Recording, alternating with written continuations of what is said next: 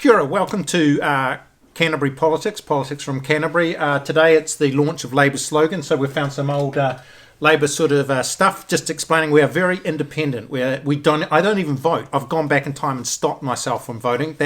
We're more independent than the... Non-aligned. We're non-aligned. But if you pay us money, we could be aligned. We're all history graduates. Liam, history graduate. Jared, history graduate. Myself, history graduate. We'll start off quickly. We're going to focus group. I'm in it for you, in it for you. We're focus grouping Christopher Hipkins' Labour's slogan. Liam. What's in a slogan? Not much is the answer. There's no such thing as a good slogan in my view. They're all pretty vanilla. The whole point of a slogan is you take a sentiment that you know exists about your leader and you plaster it on a billboard and you hope that it resonates with people.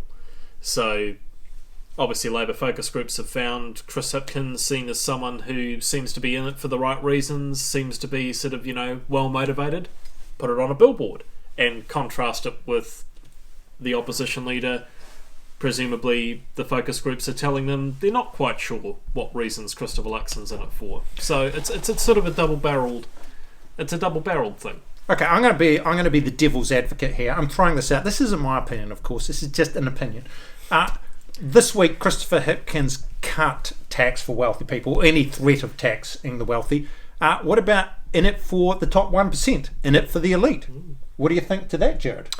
Well, I think they're just in it for the vote, really. I mean, it's You're going more, he cut the tax because he wanted that centrist vote that wasn't going to be taxed anyway. I don't think 50... But worried how they many might was it? be. What is it, 50,000? 46,000. 46,000 Yeah. votes. I don't think that's really going to be like... I mean, that's less than 1%, right? So he's just a big-hearted Yeah. guy that said, I'm not having this tax.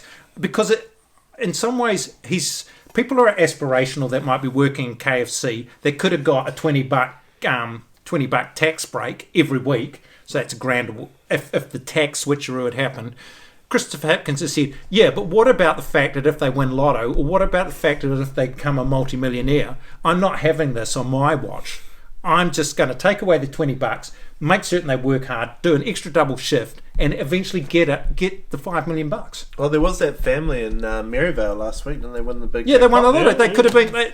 This would affect them now, would it not? It would. Yeah, so... If it didn't already, given they live in Maryvale. So anyway, I don't want to talk about the slogan for too much longer, but let's just go through. So I think... Slogans don't win campaigns. No, let's do this, let's keep moving, and now it's more, let's not do this. So that could have been the other slogan. Might have been focus grouping. Let's not do this in regard to tax cuts. Let's not do this. Let's stop moving. I honestly thought they might go for an old back to basics slogan. Quite literally, having the slogan back to basics, because that seems to have been the theme since the beginning of Chris Hipkins' prime ministership earlier this year. There seems to be a really strong sort of, let's get back to brass tacks sort of...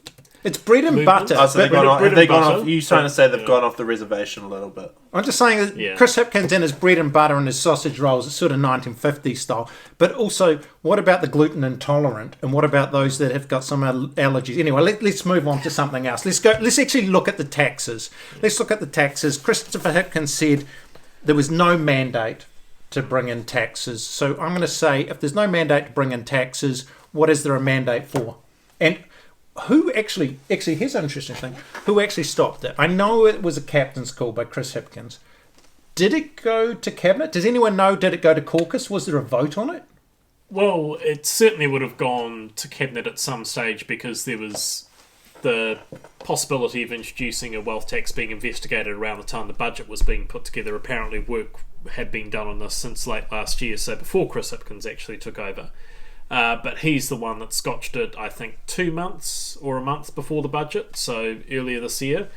There would have been cabinet discussion undoubtedly about it, but when you're the Prime Minister, the perk of the job is if you make a captain's call, you make a captain's call. People can grumble about it, people can walk off the pitch, but when you make a decision, you make a decision. Or people can, as Grant Robertson, be a team player and say, well, I disagree with it, but I'm sticking with the team. I just want one more thing. So we're talking about the budget where the call was made to not do, we'll call it tax switcheroo. But then last few days there was the captain's call. where this is a press release relating to the captain's call, which is Incorrect press release. It's an incorrect press release because it states that my position on CGT is a continuation of the position the government has held since 2018. Actually, that was ruled out in 2019. Whoever wrote this, correct your press release. But the captain's call itself, did Chris Hipkins, he clearly didn't go to cabinet because he's hanging out trying to bump into Mr. Zelensky in between the bathroom or whatever. And this is a while ago. This isn't recent. But when did he make the decision to say, as long as I'm leader, we're not doing this? Well, he made the decision to publicise it this week, but the actual decision itself was taken a month before the budget. So, what is that? April. So the decision was actually made a while ago, but it's interesting about the timing. When do you he made the decision? He made the the decision. I'm just going to push back a little bit, Liam, because there has been some confusing newspaper coverage, and this is what this podcast is about. It's trying to flesh these issues out. He made the decision to stop the budget, or cabinet, or whoever made the decision to stop the tax switcheroo in the budget. What I'm asking is, how many people were consulted for Chris Hipkins going? Because then the Greens, right? So there's the budget, they stopped that. Then there's the Green Party comes out with a wealth tax, right? The very similar thing to what was looked at in the budget. I'm asking, how many people were consulted about the captain's call to say, hey, this is not happening under my watch. It's basically not happening for the next generation, as Bernie Hickey would say. How many people were consulted about that?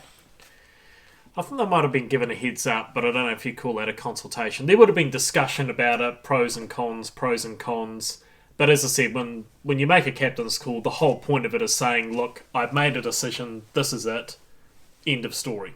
Okay, well, if anyone's watching this, is for any of those other independent journalists in the press gallery are watching this, could you actually try and work that one out? How many people knew about Chris Hipkins' captain's call that was launched from Vilnius? Like a salvo. Let's take it back to the Ukrainian war. It's like a cluster bomb has dropped upon the Labour activists, and they are. I don't know, they're not looking for a cluster bomb back. Anyway, let's move beyond that. There were two things that happened today. There was Christopher Hipkins in it for you. There was also, I'm just going to fire up the old tally. There was two jokers in East Tamaki. We're just going to have a wee look. There was a National Party announcement too. Absolutely spectacular. At least Christopher Hipkins had a crowd. Yeah.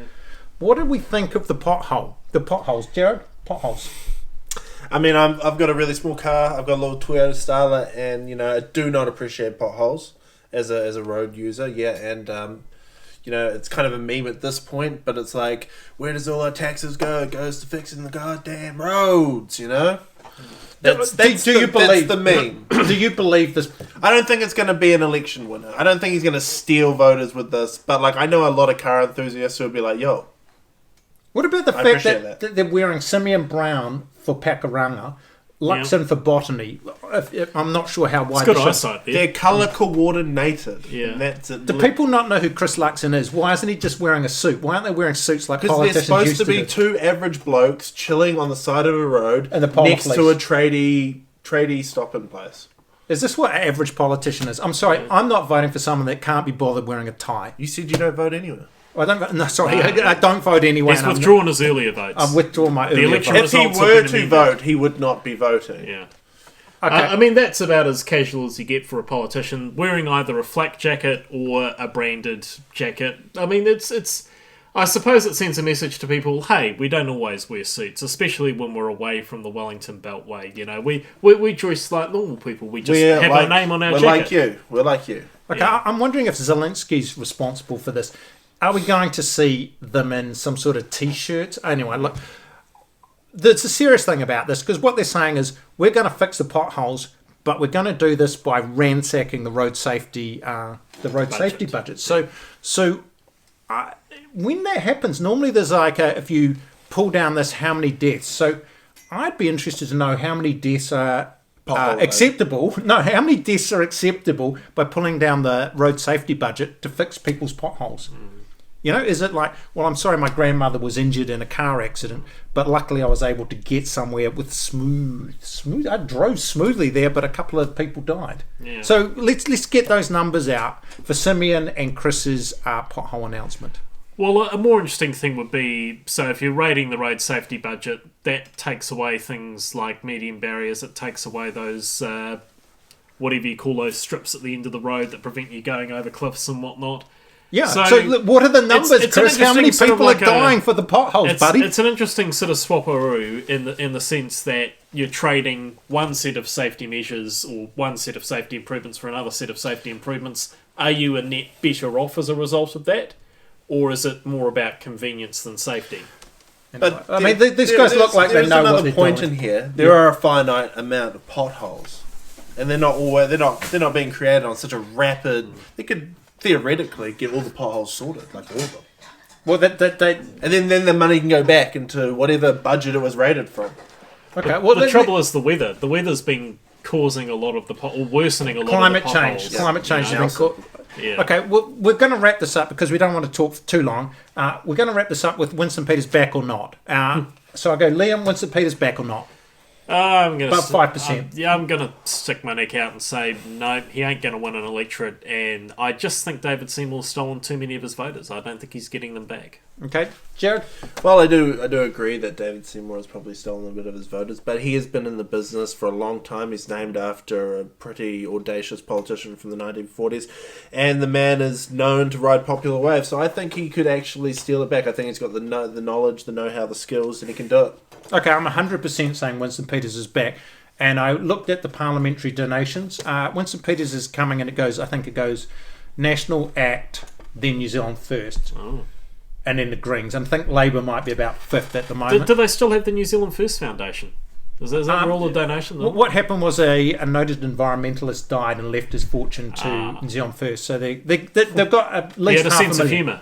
Yeah, they're launching next week. I'm 100% saying Winston Peters is back. And I'd just like to say today there was a bit of a hit job on Winston Peters by Stuff in the Star Times. The hit job was 5 pages and it was a lead story. So Winston 5 Peters... pages of free publicity. 5 pages of free publicity. Free So publicity is good all publicity is good publicity. And with that, Cura from deepest, darkest island. And and if Jerry Brownlee, if you're watching this, we'll put your face up there. We'll put a Brownlee up. We'll put a John Key up. We'll put a retro poster up if we can forget them. I don't know if all of them can fit up there, but we'll try. Raf Manji, we'll put a Raf Manji up. We're politically neutral.